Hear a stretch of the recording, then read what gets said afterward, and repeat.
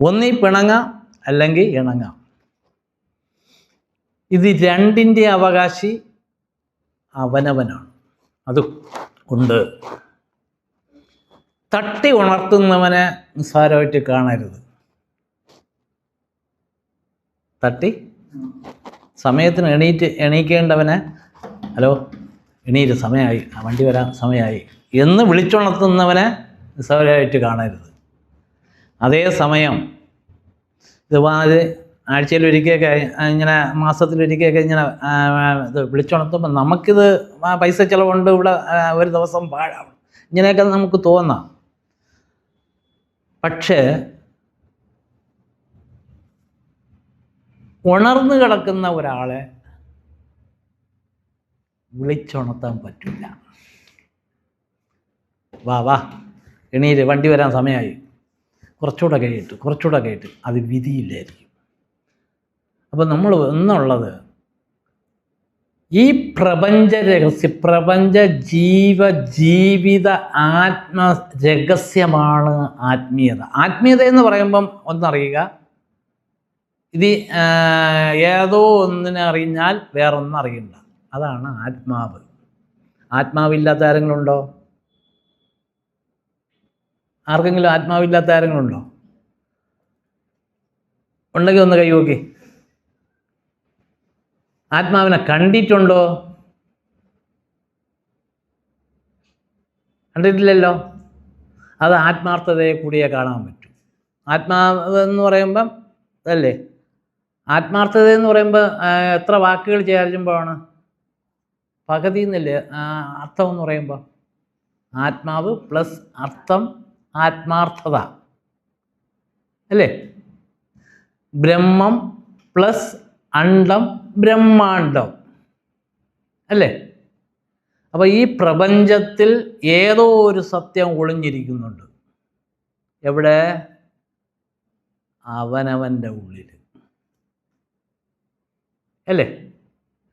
അതിനെ അടവച്ച് ചൂട് കയറ്റി പ്രപഞ്ചം ശക്തികൾ നമുക്ക് അനുകൂലിക്കുമ്പോഴാണ് ഈ 21 ദിവസം കൊണ്ട് തള്ളപ്പിടക്കോഴിയുടെ ചിറകിൻ്റെ അടിയിൽ ഇരിക്കുന്ന മുട്ട വിടർന്ന് ഒരു കോഴിക്കുഞ്ഞാവുന്നെന്ന് പറഞ്ഞല്ലേ.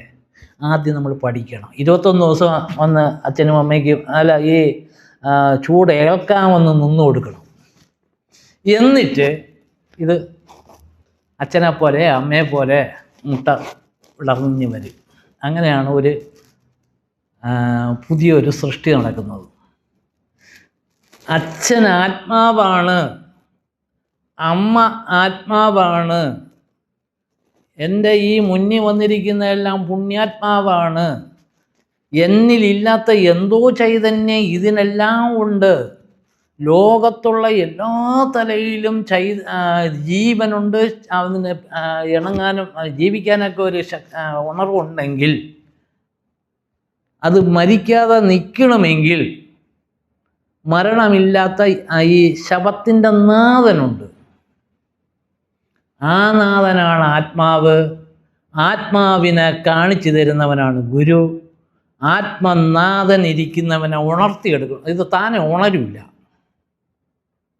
ഒരിക്കലും താനെ ഉണരുമെന്ന് വിചാരിക്കരുത്. അഹങ്കാരമേ ഉണരൂ. കാരണം ഇതിന് ഒരു ചെറിയ ഒരു ഉദാഹരണം കൂടെ സമയം ഞാൻ നിർത്താം. ശരീരബോധം പെട്ടെന്ന് നമ്മളെ വിട്ടുപിരിയില്ല. നമ്മുടെ ജന്മജന്മാന്തര വാസനകൾ, നമ്മളെ പറഞ്ഞ് ഫലിപ്പിച്ച ജാതി, രാഷ്ട്രീയ, നിരാശ, വിഷാദ, നമ്മുടെ ആഗ്രഹങ്ങൾ, ഇതൊന്നും പെട്ടെന്ന് നമ്മളിൽ നിന്ന് വിട്ടുപോവില്ല. പക്ഷേ ഇതിൻ്റെ കേന്ദ്ര ഗവൺമെൻറ്റിനെ നമ്മൾ കണ്ടെത്തണം, അവിടെ നിവേദനം കൊടുക്കണം. ഞാനല്ല ഇതിനകത്ത് ഭരിക്കുന്നത്, ഞാനെൻ്റെ നാഥനാണ്, ജീവൻ്റെ നാഥനാണ്, കാണുന്നവനെ കാണിച്ചു തരുന്നവനാണ് അകത്തിരിക്കുന്നത്. അന്തർയാമി എന്ന് പറയും, തത്വമസി എന്ന് പറയും, പരിശുദ്ധാത്മാവെന്ന് പറയും. അവനെ കാണിച്ച അവൻ്റെ പ്രേരണ. കാര്യം ഞാനും പൂർണ്ണ ആത്മജ്ഞാനി ആയില്ല, പക്ഷേ ഞാൻ ഒരു കണ്ണിമാങ്ങയാണെങ്കിലും എനിക്ക് മാവിൻ്റെയും പ്രകൃതിയുടെയൊക്കെ അനുഗ്രഹം കിട്ടണമെന്നും പറഞ്ഞുകൊണ്ട് എനിക്ക് ഇതിനകത്തിരുന്ന് നല്ലൊരു പാണ്ടി ഇതിനകത്ത് ഉറപ്പിച്ചെടുക്കണം എന്നെനിക്ക് ബലമുണ്ടെങ്കിൽ ഞാൻ ഈ ആത്മാവിനെ പറ്റി എവിടെ പറയുന്നു അവിടെയെല്ലാം ഓടിയെത്തും. ആ ആത്മാവ് നമ്മളിൽ തിളങ്ങിയാൽ ആത്മാർത്ഥത ഉദിക്കും. നമ്മൾ ഇന്നലെ വരെ കണ്ട ഭർത്താവിനെ, ഇന്നലെ വരെ കണ്ട മക്കളെ ദൈവ ആത്മാവിൻ്റെ പ്രതിരൂപമായി കാണും. അങ്ങോട്ട് കൊടുക്കുന്ന നന്മയാണെങ്കിൽ ഇങ്ങോട്ട് അവർ തരുന്നതും നന്മയായിരിക്കും. അങ്ങനെ ലോകം ഒരു വസുദേവക കുടുംബം, സനാതനം എന്ന് പറയുന്നത് ഈ കാണുന്ന എൻ്റെ സമകൾ. ഒരു ഉദാഹരണം പറയും, ഞാനും നിങ്ങളെല്ലാം രാത്രി ഇനിയിപ്പോൾ ഉറങ്ങും. നാളെ നമ്മൾ ഉണർന്ന് ഈ ആയുസിൻ്റെ നാഥൻ ഞാനാണോ? അല്ല, തമ്പുരാൻ.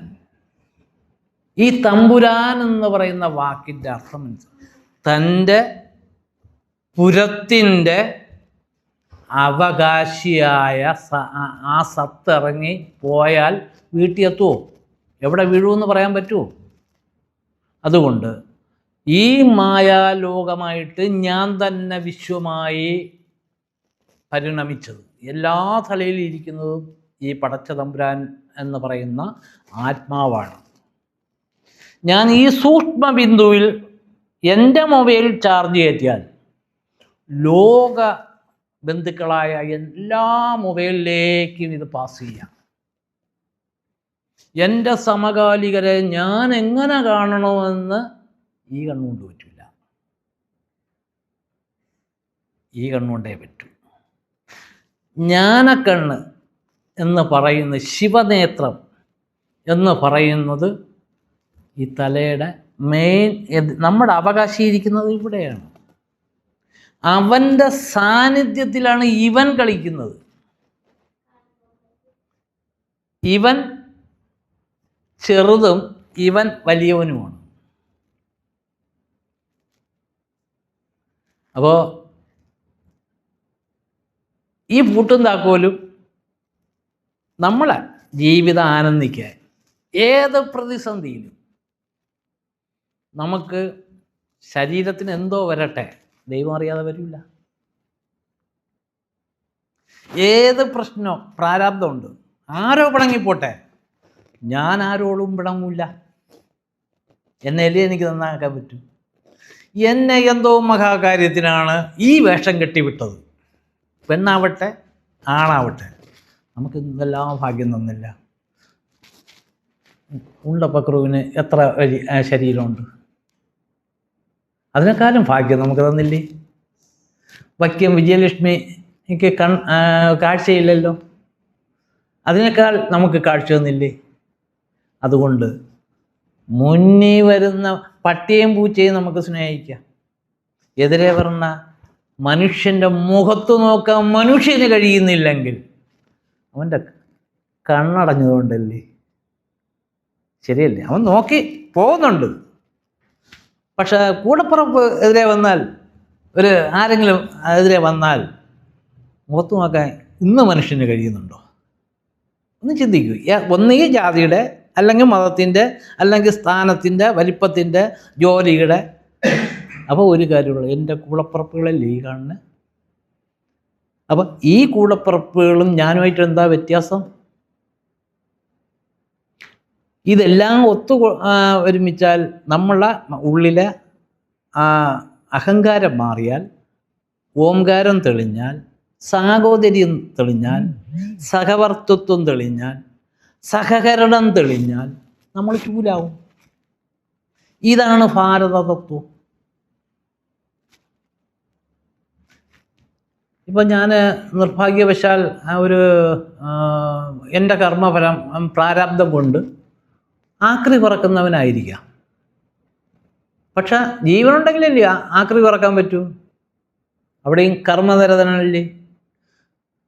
ഇതിനകത്തും ശിവമില്ലേ?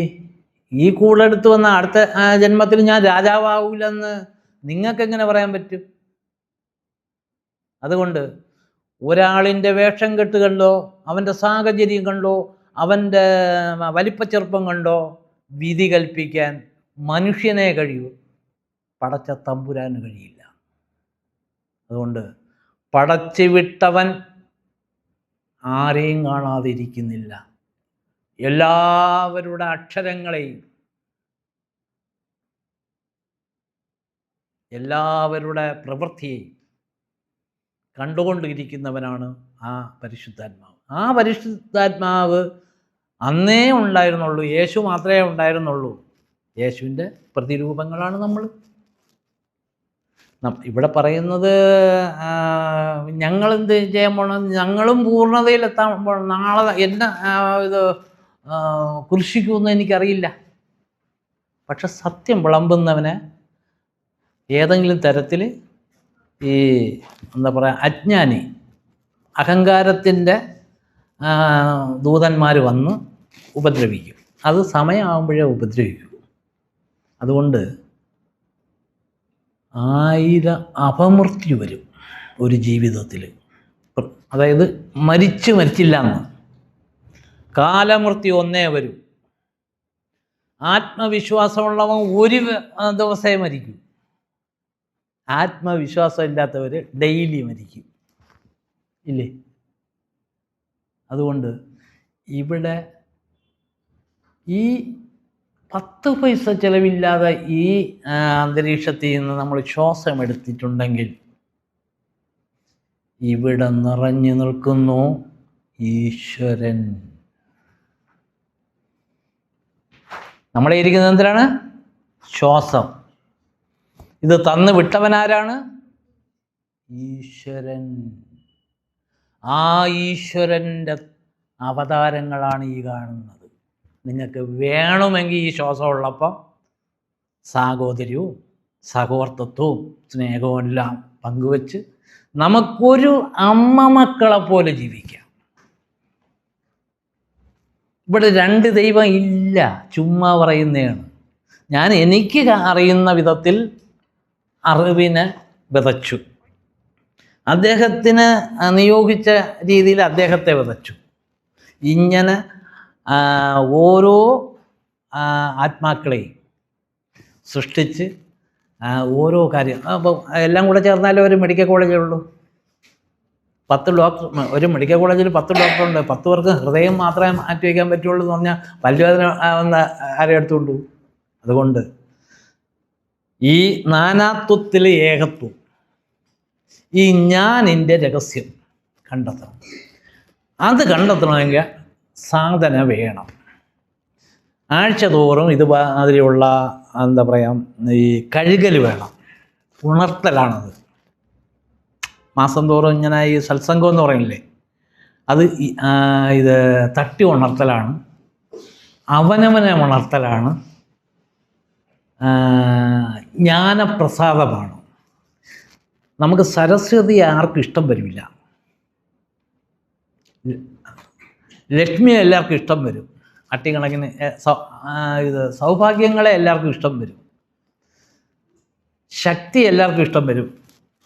പക്ഷെ ഇതെങ്ങനെ വിനിയോഗിക്കണമെന്ന് അറിയണമെങ്കിൽ മറ്റേ ആൾ വേണം. പുസ്തകത്തിലിരിക്കുന്നത് നമുക്ക് പറഞ്ഞു തരുന്ന ഹസ്തകമായ ഗുരുക്കന്മാർ ആ